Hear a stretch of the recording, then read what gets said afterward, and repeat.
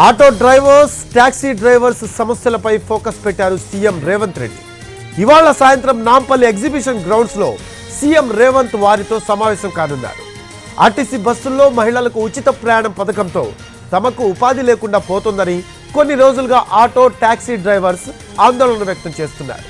వీరికి ప్రత్యామ్నాయ ఉపాధి మార్గాలపై చర్చించనున్నారు ముఖ్యమంత్రి.